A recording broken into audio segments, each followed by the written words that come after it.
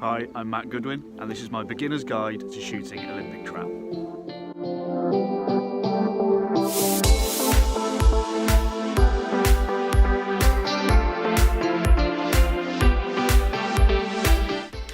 So hello again, and welcome to part 4 of my beginner's guide to shooting Olympic trap. So this episode we're going to concentrate on 3 little training drills that you can do away from the range at home to really develop and cement your pre-shot routine, your gun mount, your feet positions, and also maintaining smooth movement to the target.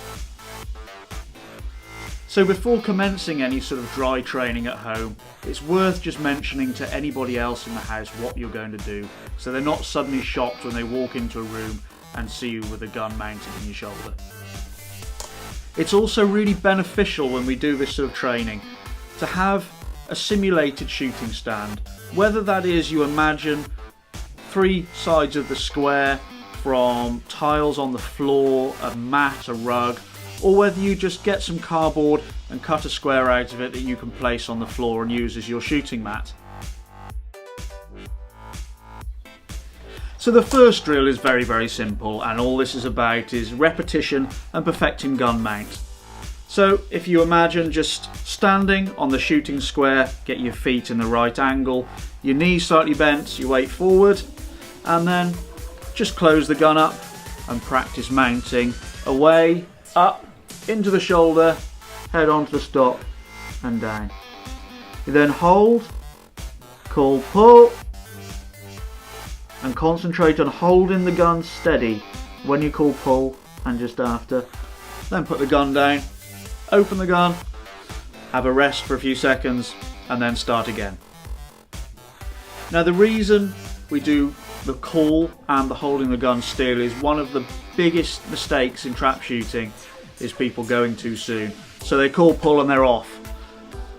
By practicing at home, calling pull and keeping the gun steady, hopefully it'll translate to when you are on the range and you won't have a tendency to jump the target. So drill number 2, very simple again, just takes it a little bit further.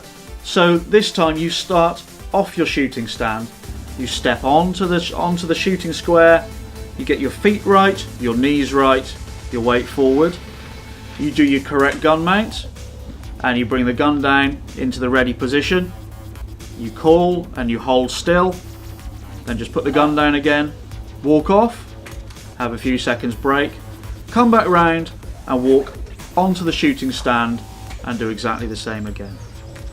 And that's to try and develop and cement your pre-shot routine.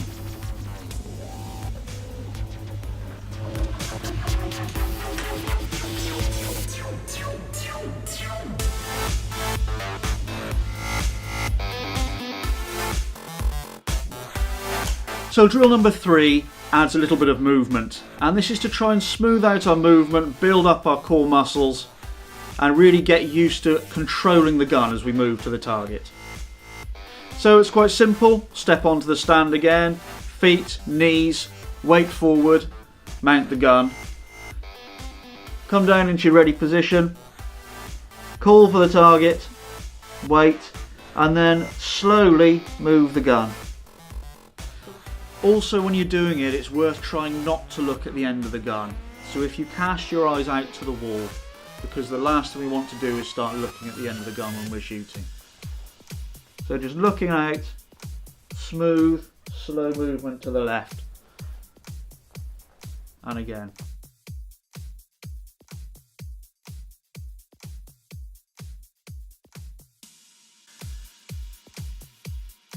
Slow, smooth movement to the right.